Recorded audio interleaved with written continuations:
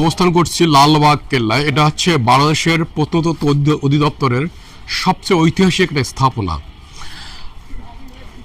এটা এই স্থাপনাটা মোগল মোগল আমলে স্থাপনা তৈরি করে, একদম মোগল আমলে এত সুন্দর যত্ন করে যে স্থাপনা তৈরি করতে পারে, এটা না আসলে কিন্তু মুগ্ধ হওয়ার মতো একটা বিষয়। না আসলে কিন্তু যারা দেখেননি তারা আসবেন, দেখলে আপনার অত্যন্ত ভালো লাগবে। এটার হচ্ছে যখন সৃষ্টি হয় 1678 সালে মোগল সম্রাট আর আওরঙ্গজেবের পুত্র শাহ মোহাম্মদ আজম শাহ উনি এটি তৈরি করেন। এই লালবাগ কেল্লাটাকে কিন্তু বলা হয় অসমাপ্ত দুর্গ বলা হয়। অসমাপ্ত দুর্গ বলার কারণটা হচ্ছে আওরঙ্গজেবের পুত্র মোহাম্মদ আজম শাহ 1678 সালে ইনি যখন এটা তৈরি করেন, সে সময় এখানে তিনি ঢাকায় কিন্তু একটা উনি ঢাকায় সুবিধার হিসেবে ছিলেন।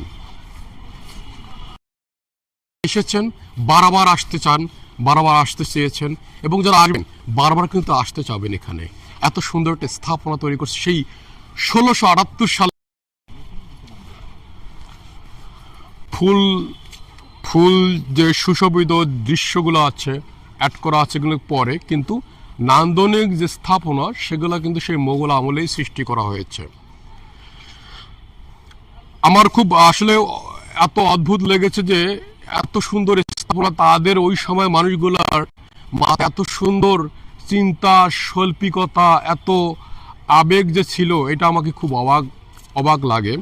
যে আওরঙ্গজেবের পুত্র মোহাম্মদ আজম শাহ তার যে নান্দনিক চিন্তা, নান্দনিক ভাবনা থেকে সে তার হৃদয় থেকে আবেগটা বিগলিত হওয়ার কারণে তিনি এই জায়গায় এই লালবাগ দুর্গটি স্থাপনা তৈরি করার চিন্তা করেছেন। কিন্তু এটা অসমাপ্ত রয়ে গেছে। এটার মূল কারণটা হচ্ছে ওনার স্থলভিত্তিক হয়েছিলেন যে শায়েস্তা খান সুবেদার।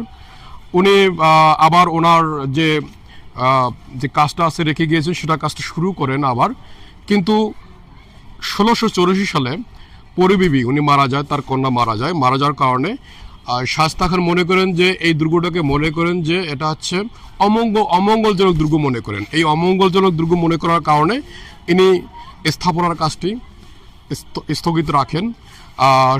আমরা এখন দেখাবো শাহপরী, যে যার শায়েস্তা খানের কন্যা শাহপরীর মাজার।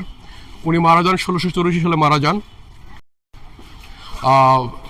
শাহপরীর সমাধি